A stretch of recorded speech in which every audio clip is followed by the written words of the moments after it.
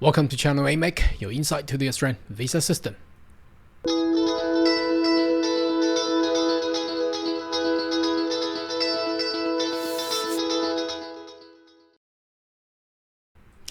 Good day everyone, my name is Carl Young, your online YouTube visa consultant. Are you interested about migrate to Australia? Why don't you consider to subscribe to my channel and turn on a little bell on the side, so once we have all the updates and news, you'll be the first one of getting all the insight. Now, following on with the previous video that I had done an introduction and explanation of how the employment sponsor work visa under TSS and then also a 186 visa works, obviously I received more comments in regard, what about 494? It's an employment sponsor visa as well, but specifically designed for regional. Now, first of all, this visa is not really advantageous visa. The previous model of this 494 was the subclass 187, which has already been abandoned, no more, it's not valid anymore. 187 used to get you permanent residency straight away, just like how it sounds, because 186, which is the one that I have previously made explanation with, 187 has the same advantages as well, but they have abolished 187, replaced with 494, which is no longer a permanent resident visa category. So it has actually made it very hard for a lot of people and an employer in regional area of Australia to actually make the employment attractive enough. Anyway, let's have a look how the subclass 494 plays, and perhaps the new coming change of policies, which has been vastly talked about with the merging of the occupation list and all that. I think the policy will make it much more better and easier and simplify. But anyway, make sure you subscribe to my channel, so once that change is coming up, you'll be the first one getting notified. Now let's go into the topic of 494. So the full name of this visa is Skilled Employer Sponsor Regional. So you can see that the regional has been included there, and it's provisional. Why? Because that means basically it's not a permanent visa. It's a 494. So how do you get permanent visa? Once you get 494 visa, working 3 years later, you transfer into 191 visa, just like how all the 491 visa holders transfer into a permanent residency as well. So 494 does the same thing. However, let's have a look. There is the employer side and the sponsor side. We start with, as I have targeted at the top here, as you can see, we start with a sponsor. Now the sponsor needs to be a standard business sponsor.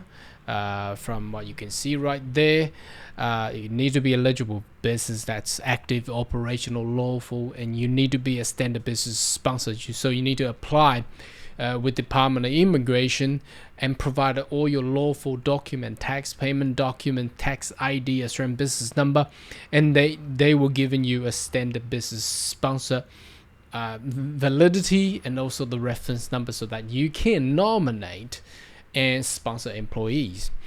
And you need to pay that Skilling Australian Fund, which, well, it's humongous numbers that if you want to employ somebody, you need to pay thousands and thousands. I won't go into detail today, as I have previously done. You may want, if you're the employer, you may want to search Skilling Australian Fund, and you will find out how much you need to pay before you actually get an employee into Australia. And that was the problem of getting employees, so that's why they wanted to amend the employment sponsor visa category in 2022. Hopefully it will be a good news for everybody. So here in the middle it says set all, so you need to be, they were giving you 5 years and you need to be there for 3 years, and then you will transfer yourself to permanent resident under subclass 191. Let's go into eligibility for the sponsor. So again, you need to be a standard business sponsor. Whether or not you're considered to be accredited sponsor, it basically relies on the capacity. If you're a large enterprise, you usually get accredited. If not, you're just small, medium-sized business, well, you just be a standard one. Okay, nominating a skilled worker are eligible occupations. So you need to nominate them in the occupation list, well, which in regional, it basically includes every single occupation. Now, obviously, again, if you're a restaurant, you nominate chef and cook. You don't nominate ICT professional. If you're a manufacturer, you nominate your manufacturer worker, repairer, technicians. You don't nominate chef and cook in a manufacturing powerhouse. So that won't work. So make sure it's a genuine nomination. Be unable to find Australian workers. So we're going to take you into labor market testing today a little bit, because that's generally you need to do. Now it's so weird, isn't it? Because under 186 you're not required to demonstrate labor market testing, but in regional Australia you need to do that. I mean, of course you need people that in regional. Why do we need to do that test again? I think this will be further enhanced in the future, in the coming up changes as well. Pay the annual market salary, so you need to pay, and there's additional thing down here. I'm gonna take you to there as well. So instead of having the immigration checked it solely, you're required to get the regional government or regional authority to have further assess whether that the occupation meet the market salary rate. Now, again, you're making regional even harder and more complex, and that is the problem, and that is the reason why there has been, well, very limited 494 visa being submitted since the beginning and the birth of this visa. Have a genuine position that I won't go through too much. I have said that already.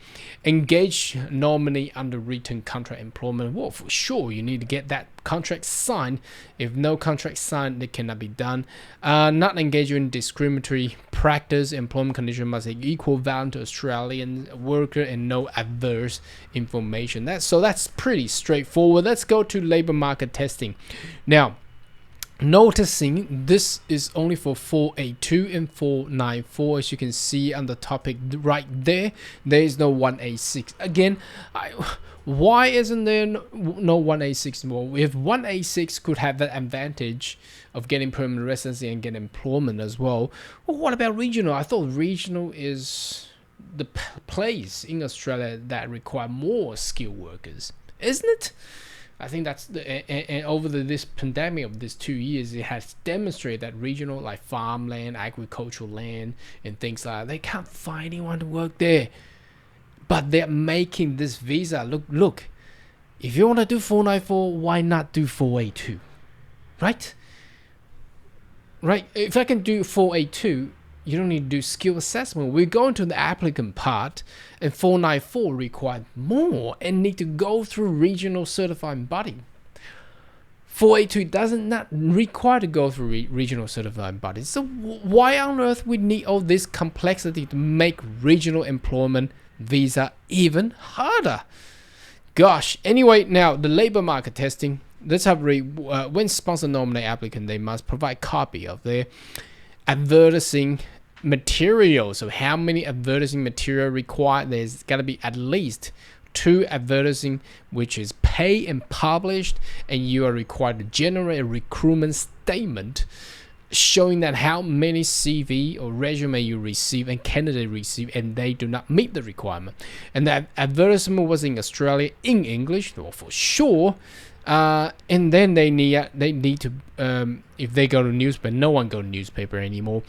Now there's a further requirement. Well, after 1st of October, I think they can remove this, because how can you backdate stuff? Anyway, you're required not just for 2 advertisement, you need to put another job active advertising government's job active website. Okay, and these only required to go for 4 weeks. Now, so it's so complex. I mean, why on earth you want to do that? I mean, 482, you need to do that. 494, you need to do that. But 494 require additional regional certifying body. Now, here's the list of all the regional certifying body. Look at this. You need to go through them, and another procedure. Let's just take on New South Wales. Look at how many different regional certifying body across the whole state. And look at Queensland. There's so many of them. In every different region, different authority to actually assess them. It's a mess. It's a crazy stuff. Now you need to further pay regional certifying body as well to actually get that assessed. So what do they assess? They assess, let's come up here, they assess whether the nominated occupation meet the market salary rate in that region. Oh gosh. I mean, aren't we in the digital world already? All these information should be published and publicly being able to found on the website, isn't it? Why do we need to do that? Anyway, I think this is really... Now, the previous scheme of 187, they require to go through regional certifying body, but they do not need to go through standard business sponsorship. And the nomination procedure is much easier, especially when we go into actual applicants detail. Now let's go in there straight away. Let me just turn that bit off, and as you can see, we are on the toggle of the applicant side. Now that visa gives you 5 years. Sounds great. And within three years of employment, you are eligible to transfer into permanent residence. Well, that is great too. Now, if we read on from what you must be nominated a work occupation, at least 3 year relevant work experience. So before you get nominated and get this visa, you need to have at least 3 years of work experiences. Now, if we go back to 482, you only need 2. Now, this one needs 3. You need to get relevant skill assessment. Wow. Now, 482, you don't need to do that, but now 494, you need to do that. It's mandatory, and it's under 45. 482, there's no age limitation. Okay, and you need to get minimum English. You need to get 6.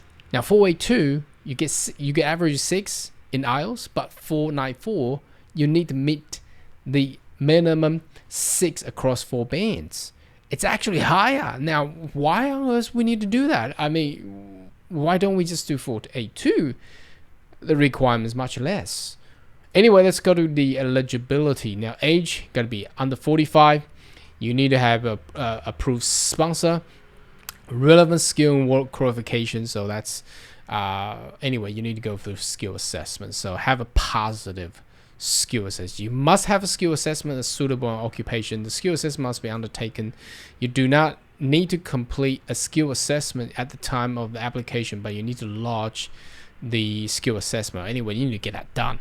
You're exempt criteria if you're any of the following. So if you're a lecturer or you hold a New Zealand passport, that means 99% of people under 494 need to go through skill assessment, and you need to get competent English. Now that requirement is higher than 482. So why won't we do 482 rather than doing 494?